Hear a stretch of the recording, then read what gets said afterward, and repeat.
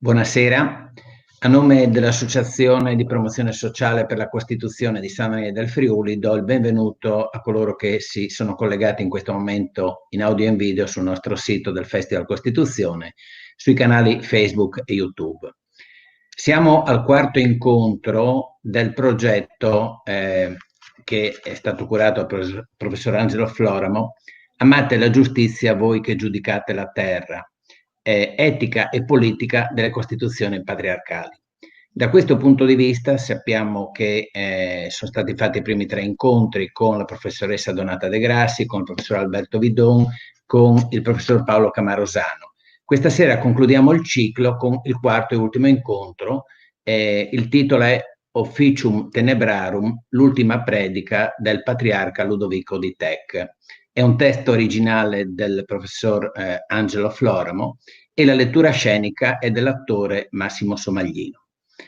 Ci sarà, anzi avrebbe dovuto esserci un dialogo tra il professor Floramo e il professor Cianchi. Per problemi tecnici il professor Cianchi non può essere presente questa sera, quindi non ci sarà un dialogo, ma ci sarà un monologo da questo punto di vista di introduzione da parte del professor Angelo Floramo. Ringrazio lui e l'attore Massimo Somaglino.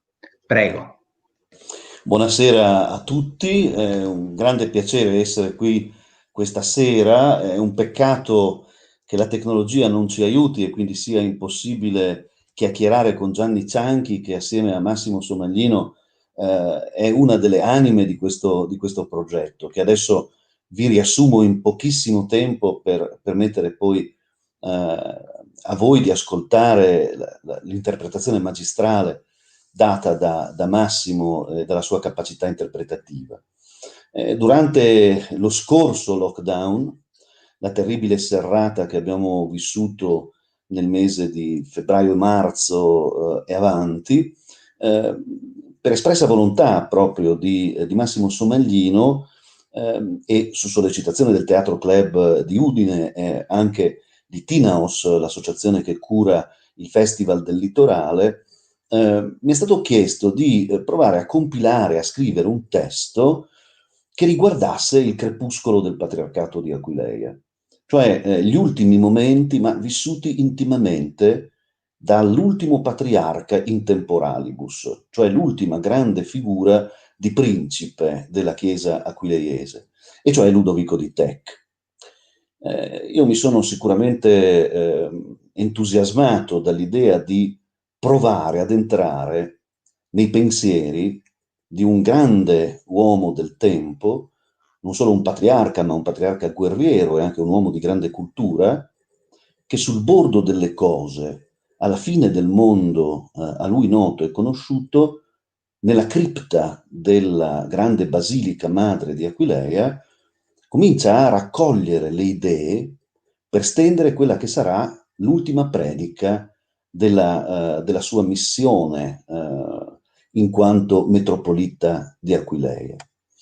L'ultima predica, curiosamente tenuta in quel sabato santo del 1420, che segna di fatto la caduta del patriarcato, perché poi le truppe di Venezia, guidate dall'Arcelli, un soldato di Ventura e comandante delle forze veneziane, il 6 di giugno entreranno trionfalmente nella città di Udine facendo sventolare il leone di San Marco. Ma nella Pasqua precedente, quando poi il patriarcato si arrende ufficialmente e formalmente, il patriarca intende raccogliere i suoi pensieri in una sorta di ripiegamento intimo, molto personale, straordinariamente filosofico, se vogliamo anche, cercando di capire cos'è il tempo e come mai gli interstizi del tempo e della storia proprio davanti a lui si stanno dipanando e sfilacciando in un momento di grande desolazione e di perdita anche dell'identità. Ci rendremo conto nel corso della serata che in realtà poi i pensieri di Ludovico di Tech sono i nostri stessi pensieri. Il nostro smarrimento per un'epoca così difficile e così complessa per un nemico che non ha più armi, spade, alabarde e picche, ma è ugualmente temibile e spaventoso, che penetra nell'intimità delle nostre dimore, probabilmente vive e respira con lo stesso smarrimento di quest'ultimo grande patriarca. E quindi il primo passaggio che adesso Massimo Somaglino darà in vita è proprio la discesa nel grembo profondo della Chiesa Madre di Aquileia, quella cripta che terrigna, nasconde, cela delle verità che il patriarca può e deve ricercare. E in questa lunga solitudine, in questa notte che si dilata all'infinito, inizia a mettere insieme i suoi pensieri e ad immaginare che il mondo sopra di lui cominci a prendere forma, suggerendogli quella che è stata la storia, la grandezza, la suggestione di un mondo che sta per scomparire. In filigrana, nel momento in cui questo verrà letto, proviamo ad immaginare il senso di smarrimento che noi tutti proviamo in questa circostanza di straniante sospensione nella quale noi viviamo. Io devo anche ringraziare la casa editrice Forum dell'Università di Udine perché il libro è in stampa, questo lavoro di cui questa sera si darà una riduzione, è in stampa, dovrebbe uscire per Natale e oggi mi hanno inviato una copia assolutamente fresca e profumata di stampa, per cui con un po' di attesa sarà possibile anche leggerlo nella sua completezza. Ma fermiamoci e ascoltiamo i pensieri del grande patriarca dentro il grembo della cripta di Aquileia.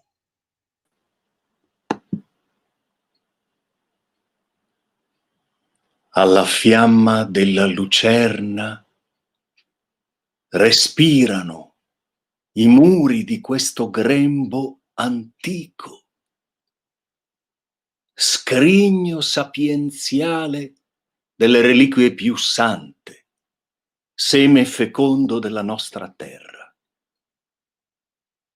Anche in questa fitta tenebra, la mater antiquissima ci avvolge tra le sue cosce di cerva appena sgravata dal parto, colpita dal feroce cacciatore, ma non ancora morta, nascosta nell'ombra dei lecci, lecca i suoi figli, non le ferite che le aprono le carni.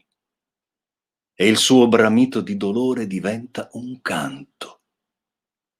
Sopra di noi la mensa dell'altare, il cenacolo in cui le mani spezzano il pane e versano il vino, estremo sacrificio d'amore. E l'abside silenziosa del coro, rivolta ad oriente, aspetta la luce, baluginando piano di nostalgia sulla punta del doppiero, come fanno le braci che si accendono di rosso fulgore se appena il soffio del vento le accarezza. L'immensa navata è un vascello rovesciato, pronto a salpare per le profondità dei gorghi celesti, tra gli infiniti arcipelaghi delle stelle, ecclesia, nave salvifica, maris stella, i cui marinai sono tutti pescatori di anime. Simone, detto Cefa, e il suo nocchiero e a grandi mani di pietra, tanto grandi da edificarvi sopra un tempio che si estende dal centro di tutte le cose, l'onfalos universale, infinito come il mondo. È sostenuto dagli alberi primordiali del suo colonnato, una foresta sacra di cedri del Libano, odorosi di freschezze che non si possono raccontare, foglie di acanto, palmeti che danno datteri e miele. Tra quei rami cantano gli usignoli facendo scoppiare d'amore le lune di una notte di maggio che non sarà mai consumata da nessuna aurora.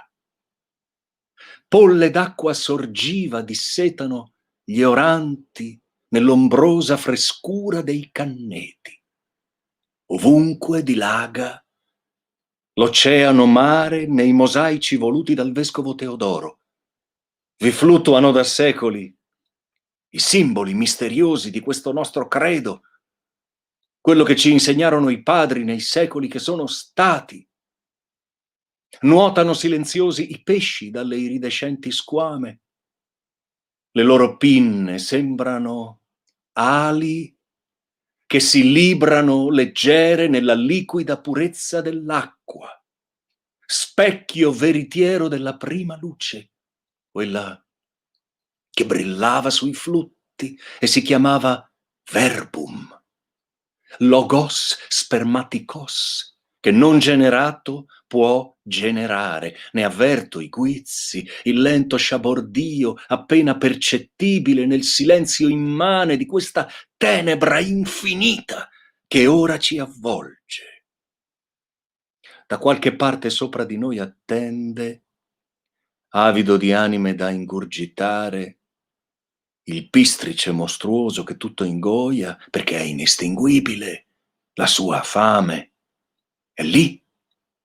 Ci sta aspettando nell'ombra sabbiosa dei profondi fondali, invoca per sé i nostri umani naufragi. Quante volte ho peregrinato nel silenzio della notte, attorno al Signum Ione, ai piedi dell'altare. Anche io ho avvertito il morso del male, l'orrore della caduta, le volute attorcigliate della letifera coda, le fauci che si aprono sulla cupa caverna della sua gola mai sazia, tremenda sentina di ogni peccato, alito benefico di ogni bestemmia contro il figlio dell'uomo. Quali sogni ti hanno tormentato, Giona, in quel tuo sonno di morte? La terribile voce degli spettri, gli idoli pagani e le ombre di tutti i vitelli d'oro del mondo, le piaghe, i diluvi, lo scoramento dei patriarchi, lo smarrimento dei profeti, il pianto degli innocenti condannati a morire. Dov'è ora Ninive, la grande città d'oro, orgoglio di templi e di dei? Non è data risposta a chi chiede. Ogni voce umana si spegne sotto gli intrecci del ricine per colui che dorme ed ignora.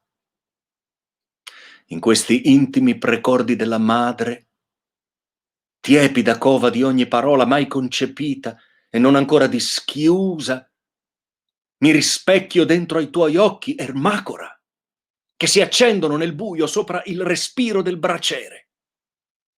Grani di incenso e foglie d'ulivo a profumare la mistica rosa affrescata che dischiude i suoi petali assetati di chissà quali rugiade, storie che l'ombra trattiene per sé e appena rivela nell'intuizione dei tuoi misteri.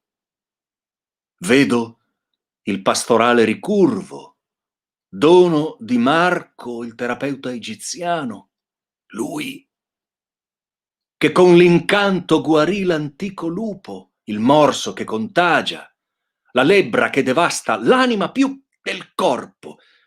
Si placò al tocco delle sue dita il ringhio di Vulfila, l'ululato di Atavulfo, che erravano a mendicare vagabondi accanto al mare di Lupogliano. Eccoli qui, sotto la curva della volta, randagi versi pelle, abitatori di sepolcreti, rosicchiatori di morti tra lemuri e lamie, anime inquiete e lamento delle notti che ignorano la luce delle stelle.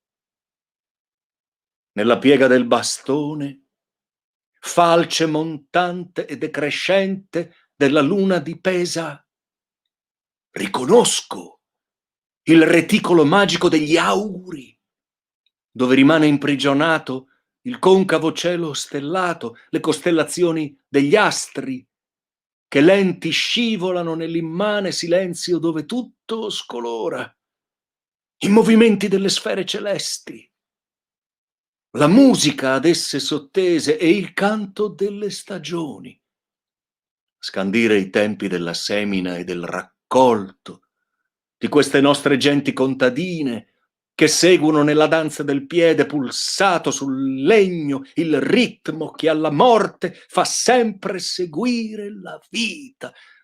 Bal sul brear, il rustico sermone. Tu alla siringa di pan, il tutto che nel tutto risuona con le sue 7 bocche, a prolungarsi in 7 concentrici cicli, l'arundo, canna spezzata dall'uragano e che tuttavia risuona perché Dio conta ogni granello di polvere portato dal vento e tutte le gocce di pioggia piovute dal cielo. L'irundo, rondine che sempre ritorna, rivincita contro l'inverno e annuncia la tiepida età dello zefiro sereno. Sirena che addoppia la coda, guida dell'anima oltre i sentieri del mondo, monstrum incantatore, fata d'acqua, aquana, morrigana, agana, piede storto e melodiosa voce, criva peta. E tu, Ermacora, sei forse tu quell'Hermes che interpreta la voce di tutti gli dei a dischiudere l'antico segreto celato nel mistero del mondo, sotto il quale si nascondono tutte le verità che all'uomo non è dato sapere? Il lupo pastore, l'esegeta, la guida.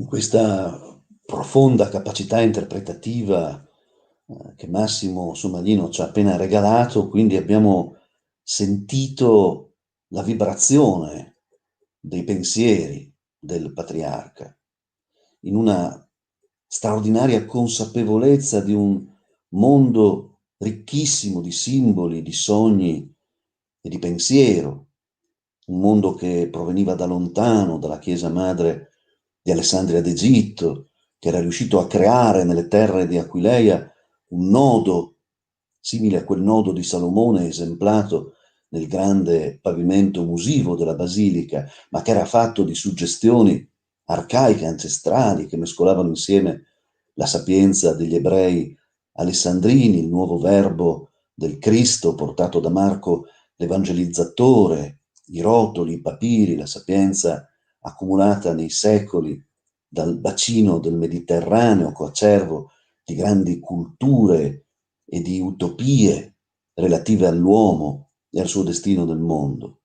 E tutto questo Lodovico lo sente vibrare attraverso le radici stesse della cripta dentro la quale lui va elucubrando tutti questi pensieri e tutti questi sogni che si fanno poi anche attesa, un'attesa piena di preoccupata sospensione.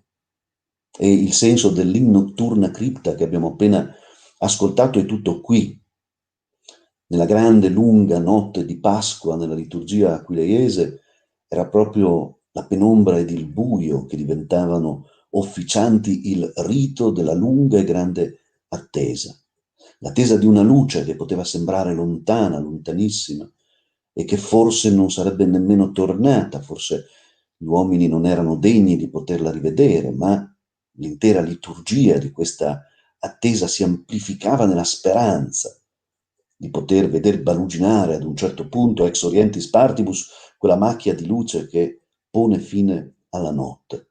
E quindi ora, nel secondo momento, nella seconda lettura, e cioè proprio l'omelia vera e propria, la ricomposizione delle parole che serviranno poi per la predica, si orienta sulla disperazione per la caduta della patria.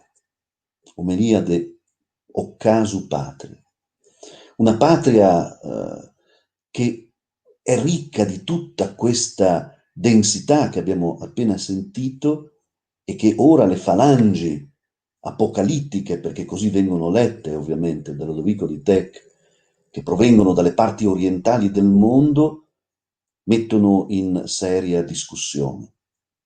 Lodovico, in questo lamento che si fa umano e profondamente umano, si rende conto che ormai il male si è impossessato della patria. E se in un primo momento lo identifica questo male nella bruta violenza delle armate veneziane, nel non risparmiare nell'odio, nella ferocia della guerra, la sapienza canuta dei vecchi, la debolezza apparente, la fragilità apparente delle donne, l'incapacità di difesa dei bambini, se tutta questa violenza e tutto questo male vengono identificati con le spade, con i fuochi che si accendono, i villaggi che vengono messi a ferro e fuoco e bruciati, in nome di che cosa poi? Di un potere insaziabile, ecco che in un secondo momento la chiave interpretativa si fa ancora più profonda, perché Lodovico si rende conto con ogni probabilità che la patria, se cade, era già malata da tempo, era già una cerva ferita che attendeva soltanto il colpo di grazia del suo cacciatore, era un corpo ormai prostrato dai suoi vizi e dalla sua stessa debolezza, che attendeva il colpo finale sferratogli dal manigoldo, dal boia, a porre fine alla sua grande agonia. E ancora, in un certo senso, ecco lo straniamento tra l'epoca di Lodovico e la nostra stessa epoca, quella alla quale siamo chiamati ad essere testimoni. E cioè il male che noi percepiamo e di cui tanto abbiamo paura, questo veleno che ci rinserra, che ci porta a rimanere chiusi, asserragliati dentro le nostre poche certezze, che stimola ulteriormente i nostri piccoli egoismi personali e individuali.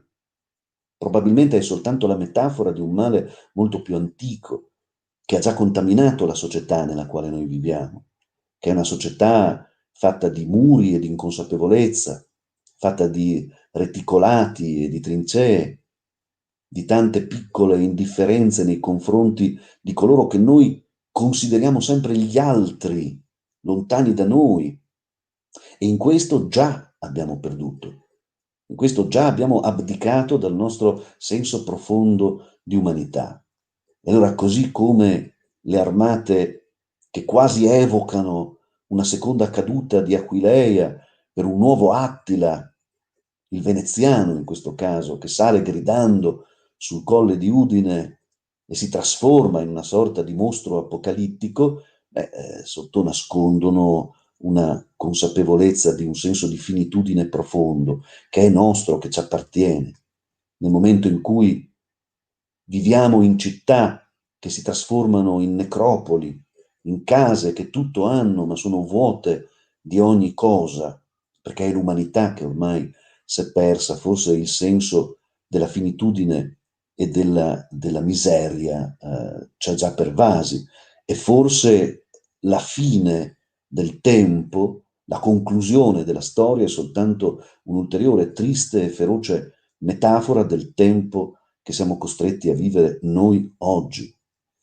Al di là della rappresentazione, della lettura, delle immagini che Lodovico riesce ad evocare per se stesso, innanzitutto per quello che sarà il pubblico dei fedeli nella lunga notte di Pasqua, l'indomani, per noi oggi, forse dobbiamo esercitare la chiave ancora una volta dell'interpretazione e cercare di comprendere come anche noi oggi siamo fragili e siamo deboli perché il male lo abbiamo già allevato dentro noi stessi. Nel momento in cui ci siamo dimenticati degli altri per pensare soltanto a noi, al successo facile, al tempo che viene consumato, alla necessità di raggiungere degli scopi che sono immediati, di fatto ci siamo già rinchiusi in un sepolcro dal quale diventa difficile uscire. E la tristezza di Lodovico di Tech è forse anche la nostra malinconia, nella sensazione di essere impotenti di fronte ad una fine che potrebbe apparire inevitabile. Ma ascoltiamo ancora l'interpretazione magistrale di Massimo Somaglini.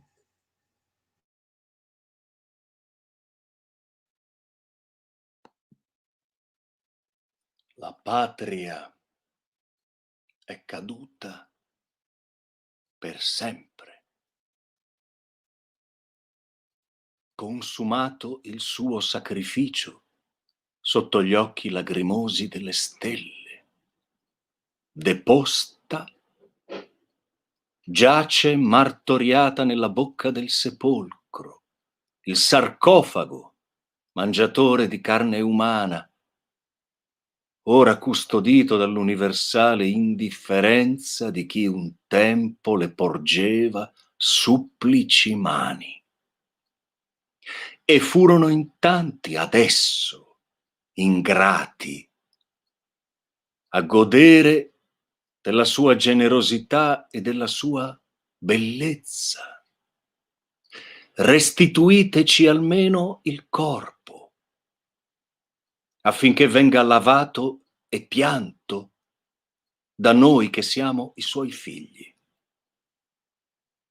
Lasciate che le donne pietose detergano le ferite, bacino le piaghe, cospargano le membra di balsami profumati. Anche Achille ebbe pietà della vecchiaia di Priamo e gli concesse di piangere il cadavere di Ettore, suo figlio, dentro alla cinta turrita di Troia. E Pilato, governatore della Palestina, fu ugualmente compassionevole con le carni martoriate del Nazareno che lui stesso aveva fatto crocifiggere. Ma voi ignorate anche il nome stesso della pietà. Il manto di Bertrando, insozzato per la seconda volta dai suoi sicari, calpestato ancora dopo lo Scenari Kinvelda, è stato avvolto dalle lingue di fuoco che il tristo Tristano, cupo signore dei Savorgnan, ha appiccato ai suoi antichi tessuti, dopo aver condannato alla stessa sorte innumerevoli villaggi, borghi, granai, rocche e alte mura un tempo possenti e temute. È salito sul colle del castello di Udine, quasi fosse un Attila reincarnato, bocca larga e deformata dalle barbariche risa, a godersi ancora da lontano l'incendio furioso della nostra Aquileia e il suo cupo bagliore nel buio profondo in cui precipitavano lente tutte le cose e con loro le speranze delle nostre povere vite. Dove ti sei nascosto, Belenos, rutilante protettore della città. Non ardono incensi in onore del tuo nume, le viscere delle vittime non vengono arrostite per te sugli altari, forse per questo. Sdegnato da 10 secoli di oblio, non sei ancora comparso sugli spalti, come facesti il giorno in cui le legioni di Massimino l'usurpatore ti videro splendente scagliare i dardi contro la tracotanza del loro tetrarca. Eppure le pievi antiche delle nostre genti montanare hanno continuato a celebrarti sotto mutato nome, secondo la prescrizione di Gregorio Magno per dottrina e sapienza. Tu, Cristoforus, Ioannes, Georgius, dissimulato sugli affreschi delle facciate, scolpito nelle statue dei santi presso i sacelli ombrosi, invocato nei riti purificatori dell'acqua e del fuoco, mai davvero dimenticato per sempre, ma vivo nei balli orgiastici dei contadini, come puoi esserti scordato di noi? Eppure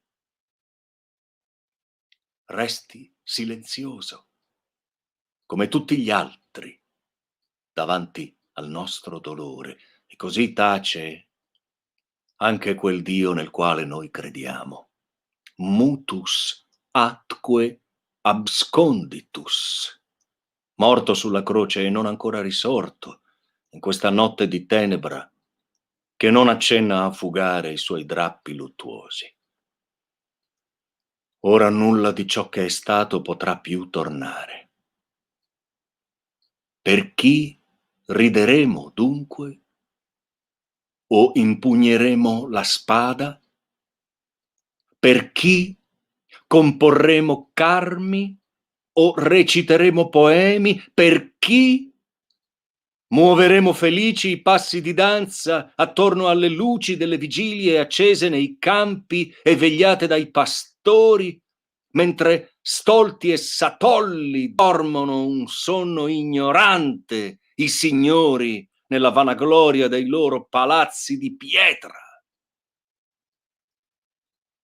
Il presagio della caduta apparve spaventoso, come un temporale che balugina improvviso con le sue minacce di tuono e di fuoco ex orientis partibus, quando le orde di Gog e di Magog si fecero scorgere attendate al limitare delle grandi foreste dell'est.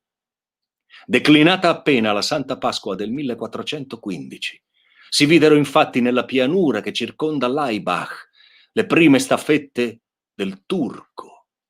Bosgnacchi convertiti al profeta, laceri e immondi, provati nella loro magrezza dal lungo e tortuoso cammino tra fratte di spine e rocce di monti, con gli stessi occhi accesi del lupo che si avvicina agli stavoli e non teme il bastone del pastore né i morsi del cane, perché la fame gli spinge contro le costole sporgenti sotto il pelo rado ed è 1000 volte più forte della paura.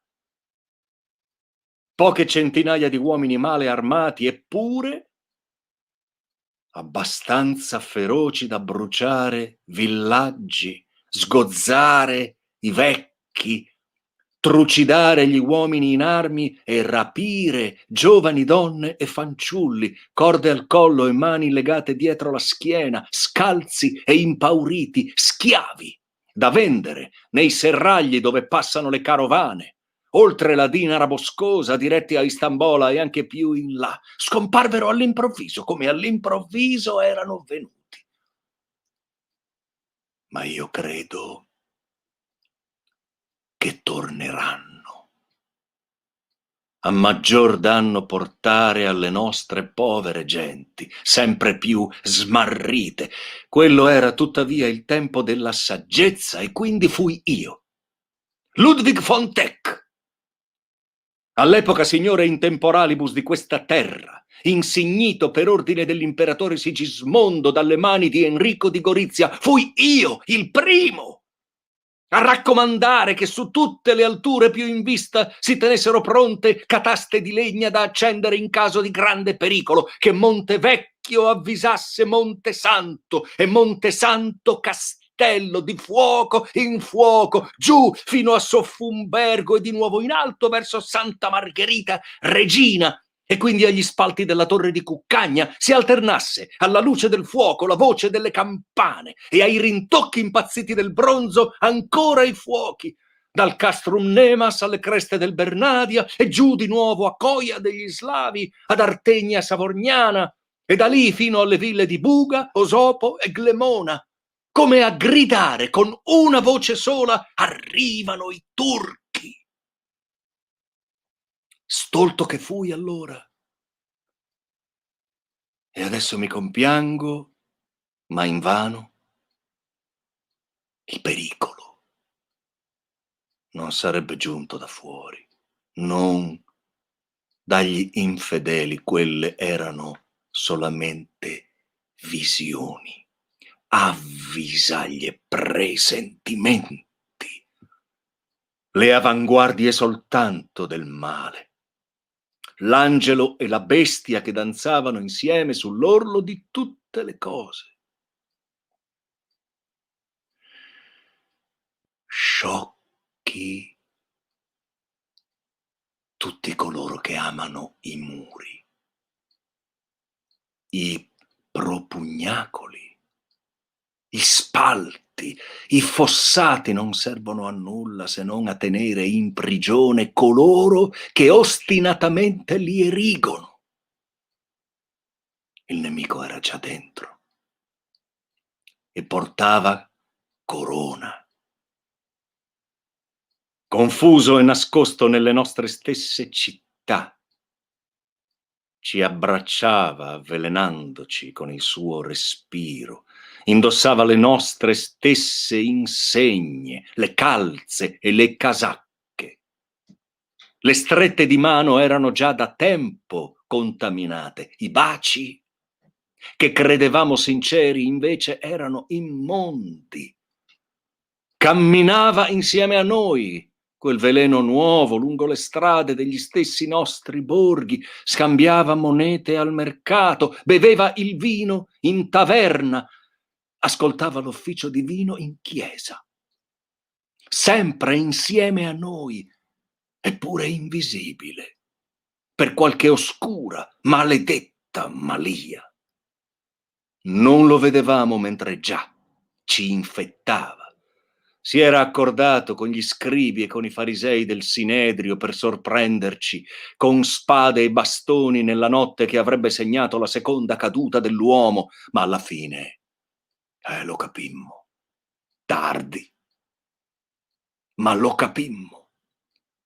Il nemico era parte di noi. Noi eravamo il nemico. E fu guerra. La prima scintilla si accese alla Tisana, sede del Duodo, il rappresentante del Doge. I fedeli alla patria appiccarono il fuoco alla città, in segno di ribellione contro il Tristano che si era finalmente palesato quale servo di chi tanto ci odiava. Era il 24 aprile di 2 anni fa, vigilia della festa di San Marco. Poi soltanto lutti e pianti seguirono. Un anno or sono, il 9 giugno, 30 cittadini friulani furono decapitati.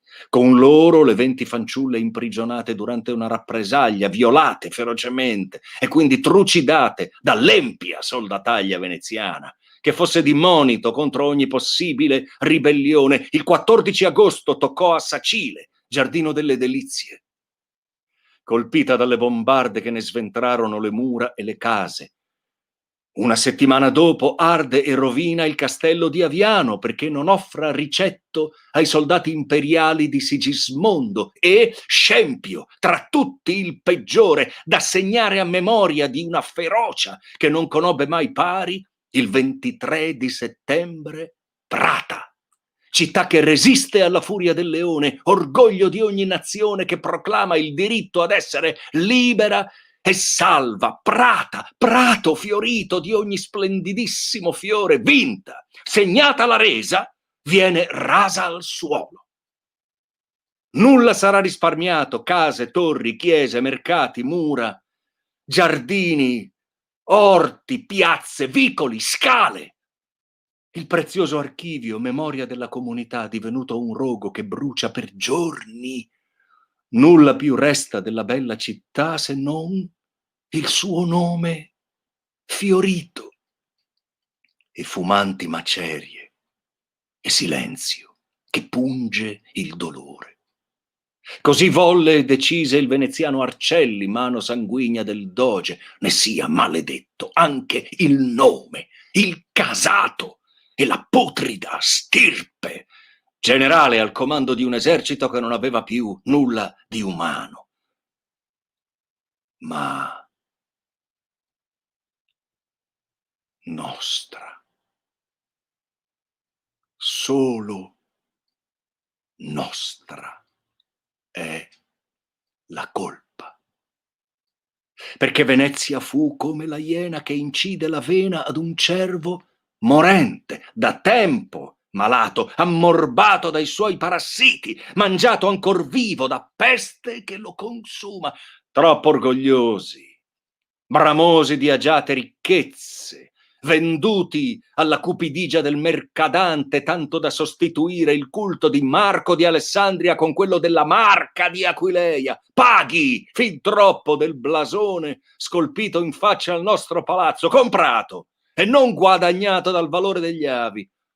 Abbiamo preferito che i nostri figli fossero astuti piuttosto che saggi e le nostre figlie più belle che virtuose, da mettere sul mercato nel tempo stabilito, strumento di nozze combinate che aumentassero ancora i nostri favori, non la scuola.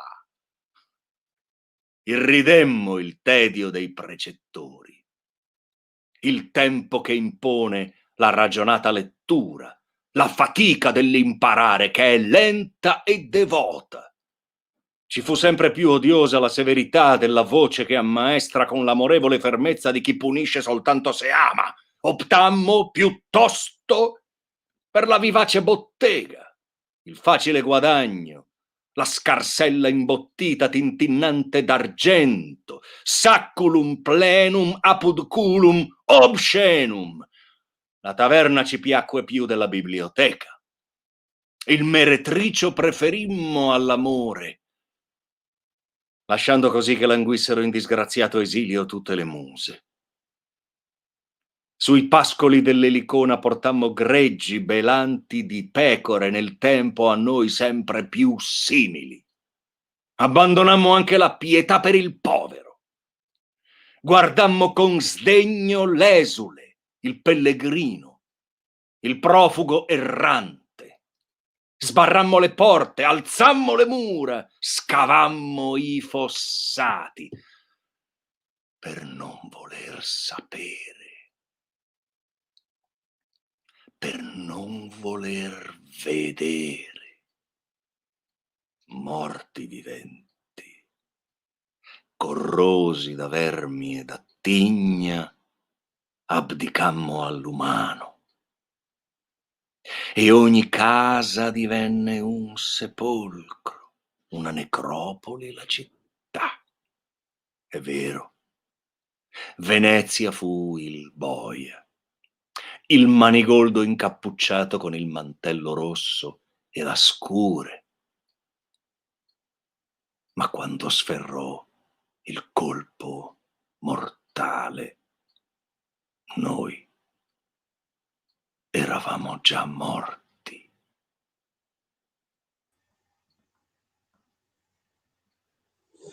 E in questa profondità che la voce di Massimo Somaglino riesce a regalare al testo è ormai palesata la chiave di interpretazione dei pensieri di Ludovico, che è sempre meno patriarca di Aquileia in temporalibus, è sempre più cittadino nostro contemporaneo, è sempre più uomo che guarda gli eventi del tempo e della storia con i nostri stessi occhi. La degradazione della società a lui contemporanea è la terribile miseria dei nostri giorni, tutti dediti ad una volontà di potenza, quando in realtà poi ci dimentichiamo della cosa più importante, e cioè di quel senso che proprio la cultura che stava nascendo all'epoca di Ludovico di Tech ci ha insegnato, e cioè la misura che è la misura dell'uomo, l'uomo e l'umanità che stanno al centro di tutte le cose, che diventano una sorta di filigrana attraverso la quale scompaginare il libro stesso del mondo e dell'esistenza. L'aver puntato, il continuare a puntare su pseudo-valori che sono sciocchi e transitori, dicevano gli antichi, quasi come le foglie di quercia o le ombre che passano e ci lasciano soli. E allora, se questa deprecazione dei tempi, che riconosce poi la colpa maggiore a se stessi piuttosto che agli altri, sembra nell'ultima terribile considerazione, quella del eravamo già morti, non lasciare nessuna speranza, ecco che nell'ultimo atto che viene qui ora proposto, forse qualche cosa si dischiude. Si intitola Vanitas Vanitatum, verso tratto dall'Ecclesiaste, la vanità di tutte le vanità. Nel momento in cui l'uomo cade, l'umanità è prostrata in terra e le guerre, tutte le guerre del mondo quasi si condensano nella visione profetica che Ludovico di Tech ha, tutte, allora ecco che comincia a nascere un sentimento di rifondazione dell'umanità, di recupero profondo dell'umanità. La fuga iniziale dalla sconcia bruttura del mondo il volersi difendere, nascondere dal male che ammorba, ieri come oggi, crea delle isole di solitudine che non necessariamente sono tetro carcere dentro il quale rimanere confinati, ma possono trasformarsi anche nella solitudine meditabonda del chiostro, la scelta, magari anche sofferta o nata da una imposizione sofferta, di un modo diverso di vedere il mondo e le cose, scardinato, sradicato da quella logica del marcadante di cui parlava anche il nostro grande e compianto Davide Maria Turoldo, la marca di Aquileia che sostituisce il San Marco fondativo.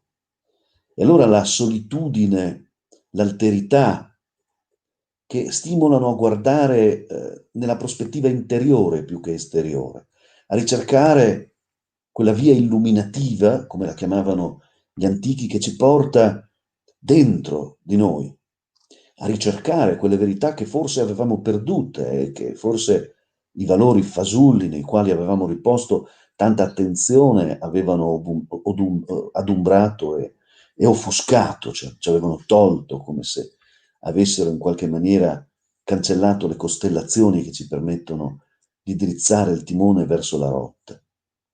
La solitudine del pensiero, della lettura, il tacitare la confusione del mondo, le voci ossessive, i messaggi che arrivano inesausti e che ci impediscono di pensare, l'atteggiamento festoso, ma perché è dovuto, non perché è voluto, la presenza nelle varie corti del mondo che ci trasformano in altrettanti cortigiani, l'essere sempre più plebe piuttosto che popolo e cittadini, perché forse è più facile belare in tanti piuttosto che avere il coraggio di cantare da soli. Ecco, tutto questo in qualche maniera nel terzo e ultimo atto si trasforma in un pensiero estremamente lirico che stempera tutta la tensione, tutta la rabbia anche e gli accenti emotivi che abbiamo appena sentito, nel momento in cui il patriarca si lascia andare ad una sorta di panica fusione con le sue memorie e con il mondo.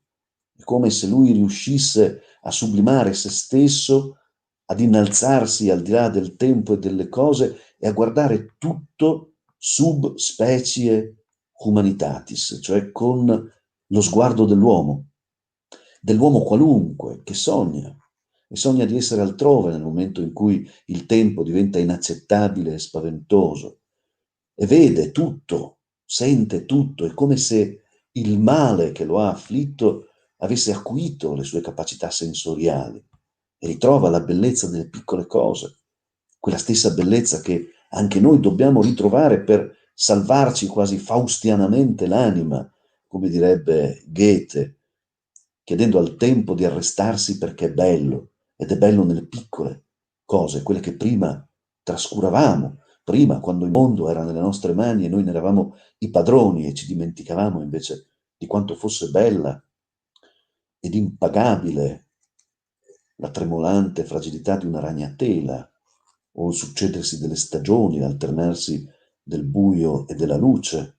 E così il patriarca compie una sorta di volo che lo porta a contemplare questa patria che poi, assieme al mondo, altro non è che una piccola espressione geografica perduta in una voragine cosmica. La ridimensiona, la rilegge, le pone la giusta dimensione, quella che deve avere, nella fragilità e nella transitorietà di tutte le cose. E in questa lungimirante visione lo porta anche ad attraversare i secoli e a guardare altre genti lontane dal qui e ora che appartengono al patriarca.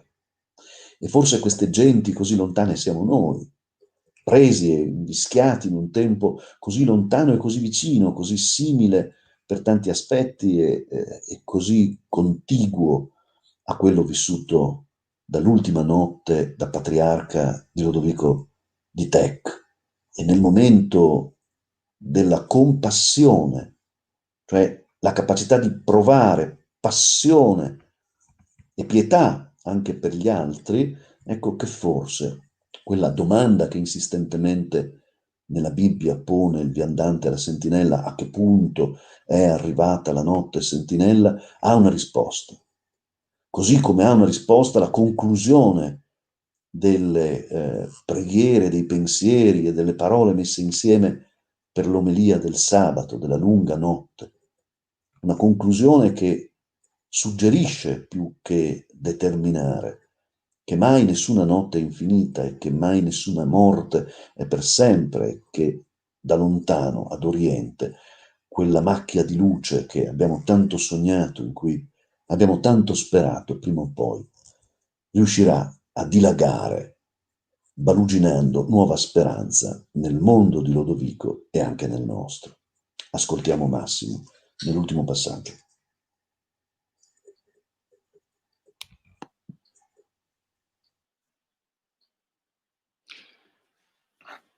Ecco,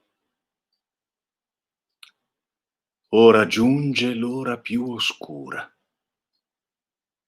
quando la tenebra si fa fitta e come un drappo pesante avvolge il mondo nel silenzio dei suoi sogni inquieti. Dal fondo della fossa avverto il lento e inarrestabile flusso del tempo, il silenzioso scivolare dei suoi gelidi flutti che tutto travolgono e con sé trascinano, mentre noi restiamo ancorati nella sabbia del profondo fondale, chiusi nell'incavo di questa preziosa conchiglia che ci salva la vita, sottraendoci ad essa. Non so dirvi, cari fratelli in Cristo, se siamo prigionieri, costretti da un volere più forte di noi a soggiornare nel povero perimetro di queste antichissime stanze, mentre piano si stringono le pareti a soffocarci il respiro. Attendiamo disperati la morte per laccio di un boia che verrà a strangolarci nel sonno, schiudendoci in gola il fiato. O forse siamo come quei naufraghi che una crudele burrasca ha scaraventato su sponde lontane, quelle di un'isola di cui non c'è traccia in alcun portolano. Non c'è chi sopravvisse al naufragio, siamo soli. Affacciati sulla frastagliata costiera, tra denti aguzzi di scoglio, null'altro vediamo che infinite distese di mare. Ogni tanto, se il sole ci inganna la fallace prospettiva, ci illudiamo di scorgere il profilo di un vascello sulla linea lontana dell'orizzonte, ma è soltanto l'ombra di un'illusione, il tremulo vapore di una fata morgana. Così, invano, accendiamo falò sulla spiaggia, sapendo che nessuno verrà mai a salvarci. O forse siamo noi ad aver deciso di fuggire per sempre, trovando rifugio e riparo in questo segreto cenobio, lasciando che la furia degli stolti, le loro inutili voci, il rumore insopportabile delle città, l'affannarsi delle piazze e il trionfo di tutte le vanità rimangano chiusi per sempre là fuori, oltre il legno del pesante portone. Intorno a noi foreste impenetrabili e buie, abitate da crudeli assassini e da bestie feroci, immani, affamate di carne umana, ci tengono al riparo dall'altro, il diverso da noi. Guerra, peste, fame e morte cavalcano senza mai cercare riposo, oltre le spesse mura che proteggono la nostra solitudine, nel loro millenario abbraccio vigoroso di pietre squadrate, inaccessibili e sante. Il sonno, che nella nostra vita precedente tardava ad arrivare, ora ci abbraccia quasi subito, nelle lunghe ore del buio, e talvolta ci sorprende perfino negli assolati meriggi, tra gli archi del chiostro, con un libro per mano. Dormiamo senza sognare, liberi da cure ed affanni. Rinunciamo ad ogni vana lusinga, contenti di poco, lasciando che il tempo dilati le ali nell'ineffabile soffio dell'infinito.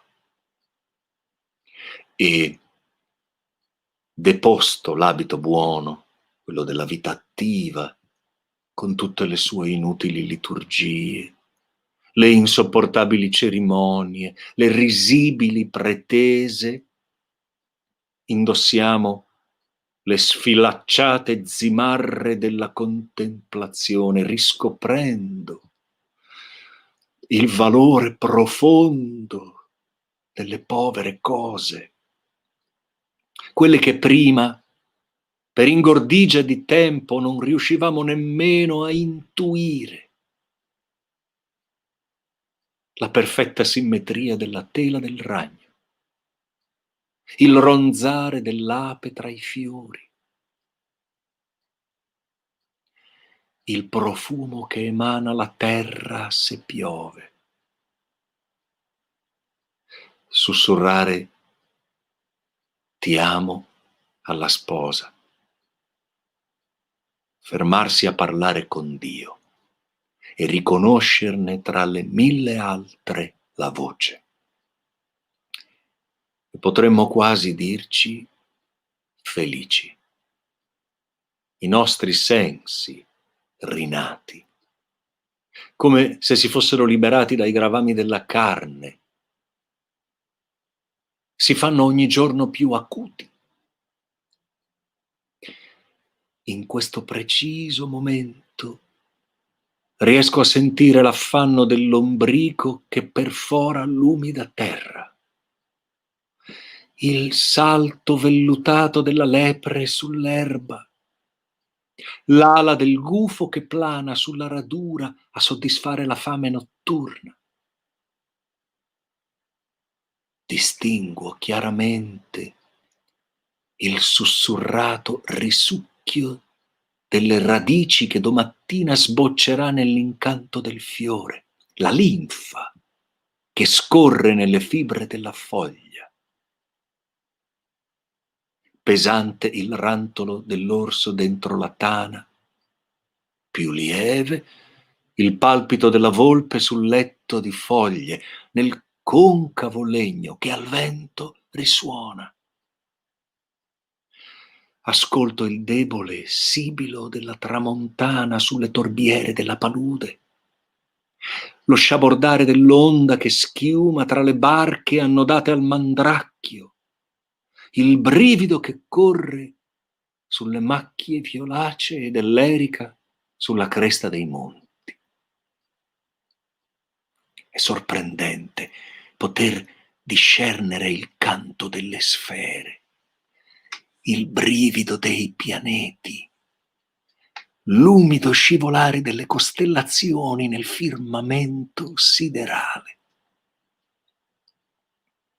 Ascolto stupito la voce stessa del multiverso che mi pervade, ed è essa stessa vita e bellezza senza confine. È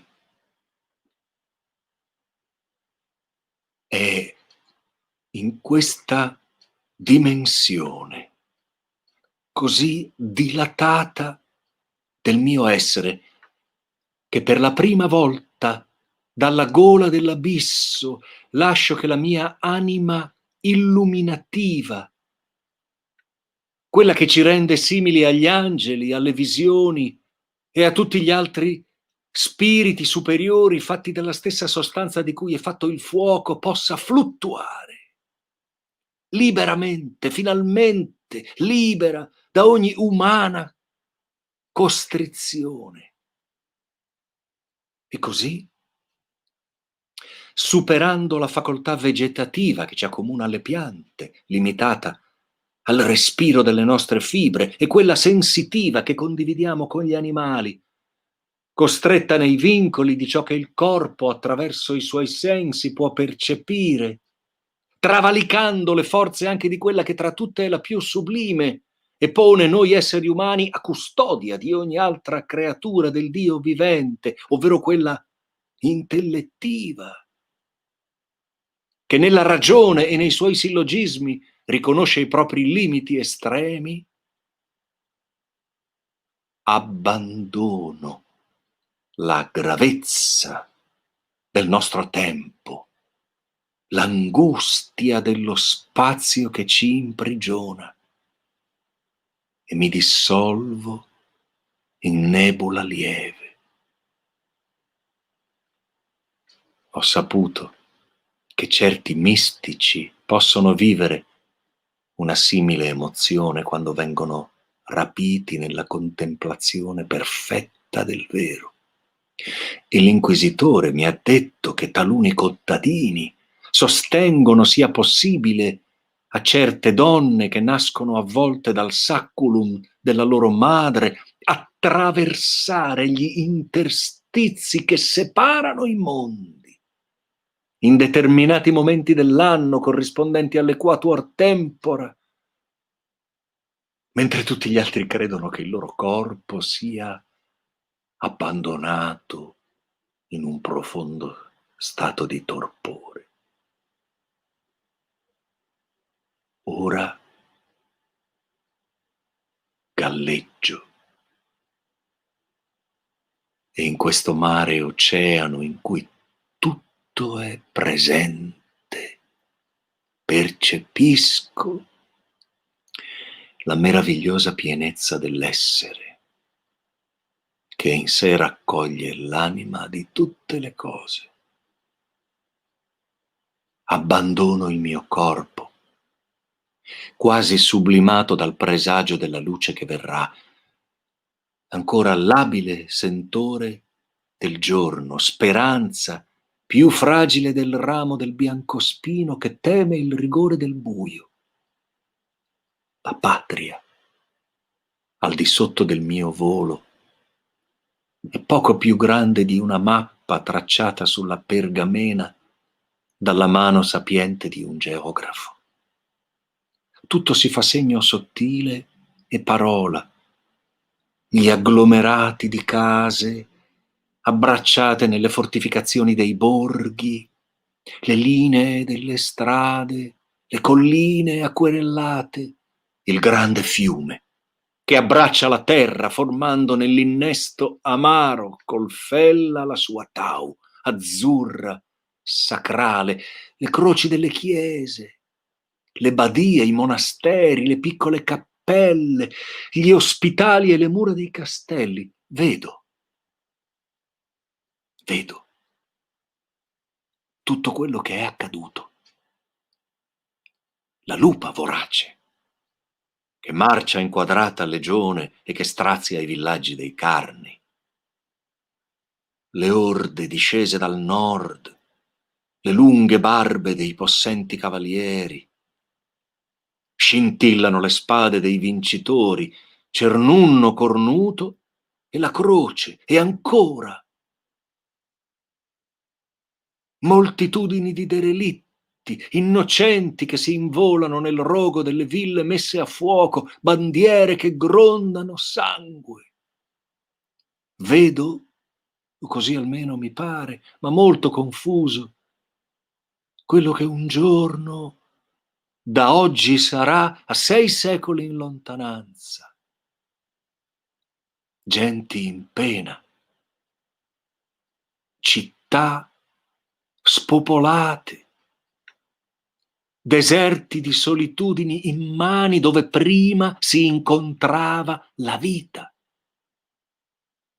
Oltre alle aule infinite del tempio silvestre che le circonda, sorretto dalle sue arboree colonne, contemplo le pievi antiche della Carnia dalla vertigine di un'altitudine mai prima esperita.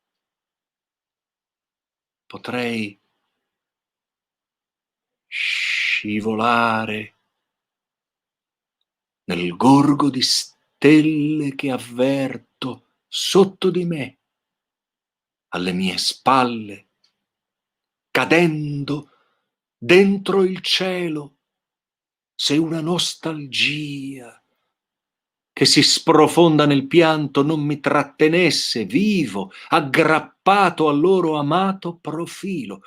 Quanta fatica di uomini e bestie per trascinare fin quassù, dai rivi che in basso gorgogliano, i massi possenti che diventano mura, rubando alla foresta il legno dei travi. Preghiere e bestemmie mescolano insieme la loro saliva e tutto, anche l'orrore della morte, si fa santo.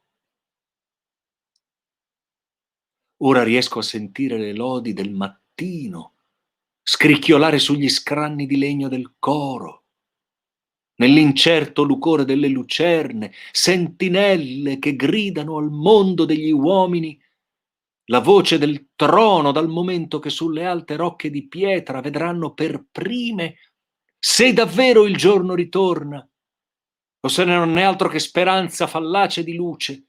Soltanto adesso vi vedo per quello che siete. Socchieve, Castoia, Gorto, San Martino, San Pietro, costellazione vivente, specchio capovolto del cielo. I vostri ceri che brillano nella notte disegnano sulla pagina nera il reticolo d'argento della Virgo salvifica, stella del mattino, porto sicuro di ogni ritorno. C'è un tempo per ogni cosa, un tempo per morire e un tempo per vivere. Quando tutto questo sarà finito, piangeremo i nostri morti, ma poi finirà la notte e la vita sbadiglierà ancora sul mondo. Qualche ora appena e si spegneranno le torce delle sentinelle sugli spalti di Arcano, dove le vigne in settembre ubriacano la campagna e il bosco respira di buono. Annuncerà il giorno la squilla della torre di Villalta e Gemona aprirà di nuovo le porte carraie alle carovane che scendono lente e pesanti di merci giù da Venzone. Il tagliamento nella stretta gola di Borg, tutta fratte e macchie di pruni, si trasformerà in una lingua di luce che dilaga verso l'indistinta pianura friulana poco sotto le mura longobarde di Reunia. Allora le campane di ogni villa annunceranno finalmente la nostra Pasqua di Resurrezione con voce di bronzo. Più cupa e profonda quella di Valvasone, d'argento e leggera a San Vito, di rintocco solenne e possente dai merli del campanile di Udine. A frotte fuggiranno i colombi che nelle bifore delle torri intrecciano i loro nidi. Un frullo allegro di ali, battito di mille mani, non trattenuta felicità che dispiega bandiere di vita ad annunciare che è vuoto il sepolcro. Cristo è risorto, in verità è risorto. Così grideremo, come fecero le donne davanti alla bocca vuota della tomba.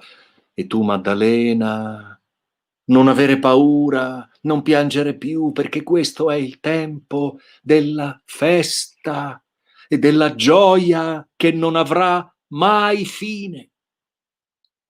In una corsa folle e pazza, con il riso pasquale ad esploderci in gola, attraverseremo con suono sonoro di passi tutte le stazioni dell'antico mosaico. Il pastore e la medusa, la balena e la conchiglia, su di un piede, su due piedi, saltando in volute e in spirali secondo l'antico sentiero segnato dalla sapienza dei padri, fino là dove il gallo fronteggia la tartaruga. Rinati, risorti. E i diaconi con i loro cachinni torneranno bambini. Faremo a gara ad annunciarlo al mondo che le profezie si sono avverate e finalmente liberi da questa clausura quadragesimale, correremo nelle vie e nelle piazze che ora ci sono precluse e ci abbracceremo come mai ci siamo abbracciati. Dissipato questo veleno che ora ci uccide, o spaventati ci costringe a restare rinchiusi nei ricetti segreti dei nostri cenacoli, finalmente potremo uscire di nuovo a incontrare la vita che già pulsa, palpita e risplende là fuori aspettando solo noi. E tutti, donne e uomini, saremo come rinnovati nel destino di un'umanità migliore, la nostra.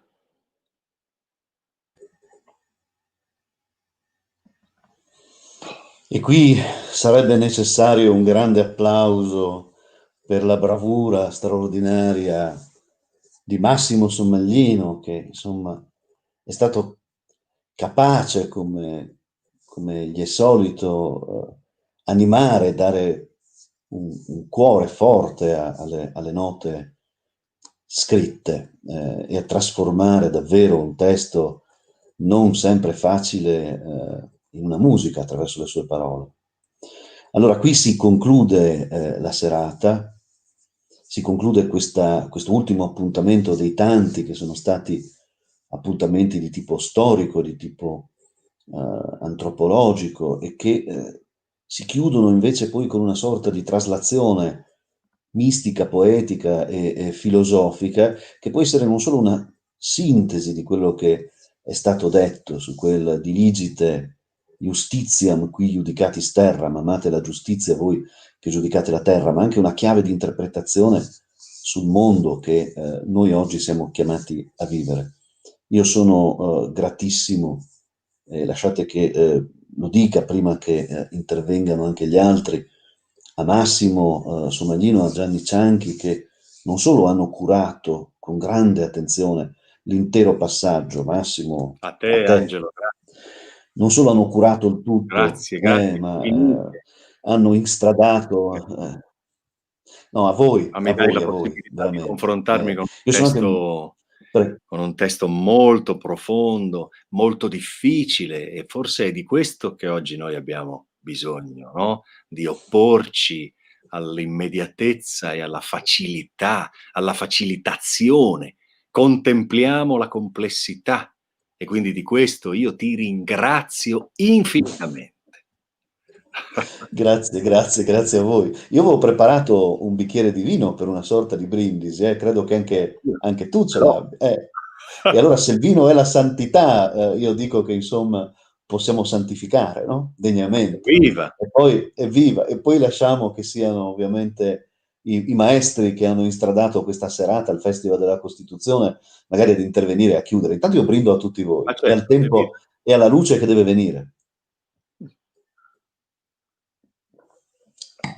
E grazie a Gianni Cianchi, che avrebbe dovuto essere qui con noi e con il quale è nato anche insieme questo progetto, e che purtroppo la malignità del mezzo tecnico ci ha mai sottratto. fidarsi della tecnologia. È vero. Professor Paolo Mocchi. Sì, grazie al professor Floramo per il testo magistralmente interpretato da Massimo Somaglino. parole molto profonde, come già stato detto, un volo tra storia, filosofia, per finire poi anche nella religione. Infatti l'ultima parte è tratta dalle parole di Coelet, figlio di Davide, re di Gerusalemme, dell'Antico Testamento, e quindi voglio dire, niente di meglio che questa chiusura per avvicinarci al Santo Natale. Non è ancora Pasqua, iniziamo con il Natale, un Natale sobrio, un Natale di riflessione, un Natale anche spirituale, dove dobbiamo togliere tutto il superfluo e quindi praticamente tutto. Sicuramente dobbiamo utilizzare anche questi tempi per riflettere, cose che ultimamente facciamo sempre meno e sempre meno con gli altri. Io vorrei ringraziare tutti coloro che a diverso titolo hanno reso possibile questo progetto, anche i contributi della Regione Friuli Venezia Giulia, di Prima Cassa Credito Cooperativo, della comunità collinare, e un grazie particolare al regista Giorgio Simonetti, che ci ha accompagnato dal punto di vista tecnico in modo anche lui magistrale per quanto di competenza. Il progetto chiude qui, le attività dell'Associazione per la Costituzione chiudono qui per quanto riguarda il 2020. Il 2021 si aprirà subito con il quarto e ultimo incontro della 10ª edizione della Vita Spesa per la Legalità, dedicata a uomini e donne del Covid, con il dottor Roberto Rigoli, che parlerà della diagnostica di SARS-CoV-2. E poi si spera in presenza il 28, 29 e 30 maggio faremo il Festival Costituzione. Festival Costituzione sullo stesso argomento originariamente previsto per quest'anno, rimandato, che è uno dei più bei e più interessanti articoli della Costituzione, l'articolo 21, la libertà di esprimere il pensiero con la parola, lo scritto e ogni altro mezzo di diffusione. Oggi più che mai attuale. Speriamo di avere gli stessi ospiti che avevano dato la loro disponibilità per il 2020 anche nel 2021. Ne ricordo solo alcuni: il professor Gustavo Zagrebelsky, che abbiamo inseguito fin dal primo anno, dalla prima edizione, che sarebbe venuto quest'anno nel 2020. Docente universitario e uomo di grandissima cultura che non ha bisogno di presentazioni. Intere generazioni di studenti hanno studiato sui suoi libri di diritto costituzionale. Sicuramente ritengo il più grande costituzionalista vivente. Altre persone importanti in questo ambito, mi piace ricordare Paolo Berizzi, che da 2 anni vive sotto scorta perché purtroppo minacciato per i suoi libri contro i nuovi rigurgiti fascisti.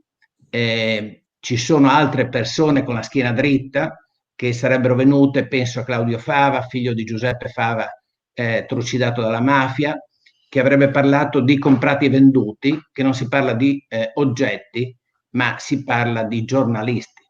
Sarebbe venuto anche Marco Travaglio e tanti altri. Ecco, io do appuntamento a tutti per il 28, 29, 30 di maggio. Auguro a tutti un sereno Natale in famiglia. Non andiamo almeno adesso in montagna muniti di sci, perché saremmo semplicemente scimuniti. E quindi da questo punto di vista auguro a tutti un felice 2021 e di mandare dietro le spalle questo terribile 2020. Grazie a tutti, auguri e buon Natale, e a tutti auguro buona fortuna. Viva. Grazie. Evviva. Grazie, grazie.